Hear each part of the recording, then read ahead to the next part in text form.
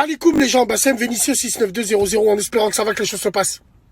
Alors hier, ça a étonné un peu quand j'en ai parlé à la radio, mais après, c'est ma vision des choses qui n'engage que moi, bien sûr.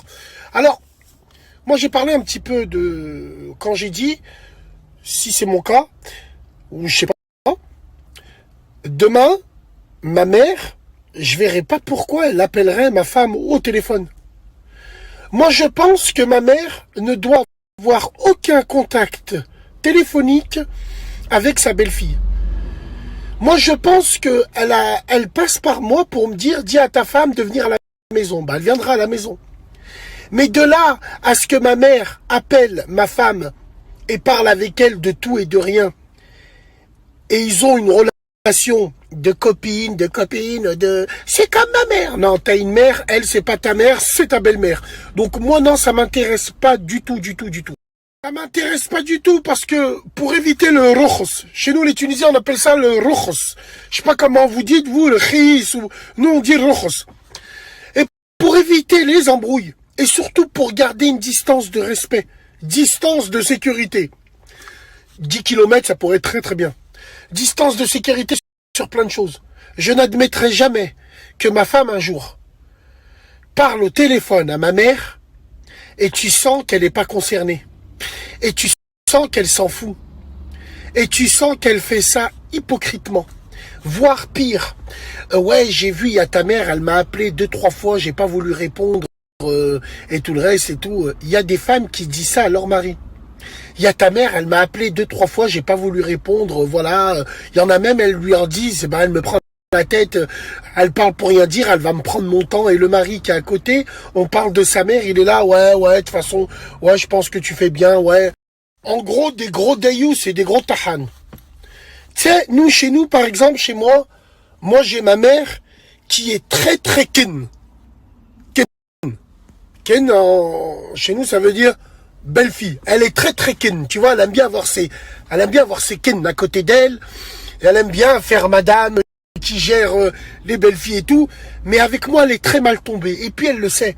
Et ça, la mère de mes enfants, la première, ils l'ont vu que moi, je l'emmenais que s'il y avait la mort. Je l'emmenais que s'il y avait les mariages. Et encore, les mariages, je la ramenais pas trop. Je préfère être présent pour la famille dans la mort, dans la galère, que de venir danser et de tordre mon cul. Si je peux esquive les mariages et les fêtes, moi je le fais avec plaisir. Je l'esquive, moi et ma femme, pour que on garde toujours cette distance de respect et de sécurité. Pour moi, c'est hyper important, c'est une condition sine qua non. Et ça, avec la maman, il y a eu des difficultés par rapport à ça parce qu'elle comprenait pas ma façon de faire. Mes frères ne comprenaient pas ma façon de faire. Et à la fin, ils ont compris.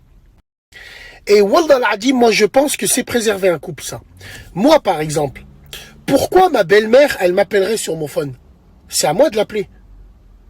C'est pas à elle de m'appeler pour savoir comment ça va.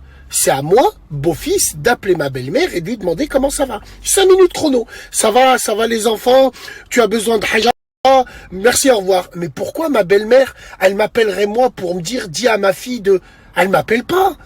Faut pas avoir de contact avec les beaux-parents quand il n'y en a pas besoin. Ma mère, elle me dit, c'est quoi le numéro, le mara? Moi, la mara, je lui dis tout de suite, tu donnes pas de numéro. Elle a un problème, elle passe par son fils. Personne ne donne...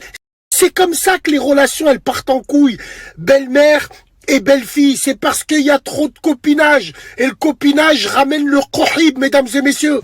Wallah, c'est très important. Je suis peut-être dans l'abus, mais c'est mon abus à moi et je l'assume. Je l'assume de A à Z. Demain, si j'ai ma femme qui s'entend super bien avec mes sœurs, elles sont complices, je divorce. Sur la tête de ma mère, je la découpe en deux. Je la dépose chez sa mère comme un sac poubelle. Depuis quand t'es les copines, hein, mes sœurs, toi? T'es pas ses copines, t'es leur belle-sœur. Il doit avoir le respect. On doit se voir que pour des conditions extrêmes. Sinon, c'est pas la peine. C'est comme ça qu'on garde un mariage. C'est comme ça qu'on entretient le truc. Ouais, mais toi, Bassem, tu parles, mais moi... Ouais, mais moi, tu peux demander à ma mère, Bassem, il a toujours été comme ça. J'ai toujours été comme ça et pour moi, c'est très très important. J'ai un beau-frère avec qui je m'entends, c'est Salam, ça va mon frérot? Bien, les choses se passent. Ni je fume de khnouf avec lui, même si c'est un buveur, même si c'est un khnoufeur, ni je me pose avec lui, ni rien. Oui, bien sûr, je me pose pas avec mon beau-frère, je plane pas avec lui. Par contre, si demain je peux le faire rentrer dans une entreprise pour travailler, il peut compter sur moi. Si demain il a une galère de voiture où il faut déménager, il peut compter sur moi. Mais de là à venir se poser avec lui, jouer à la PlayStation avec mon beau-frère, qu'est-ce que je m'en bats les couilles? Moi j'ai des frères pour ça. Voilà, il faut différencier le truc. Chacun voit comme il veut. Faudrait qu'on en parle de ça. Parce que moi je déteste ces belles-mères et ces belles-filles très complices. C'est comme ma mère, voilà, c'est comme... Bref, chacun fait comme il veut. Allez, salam.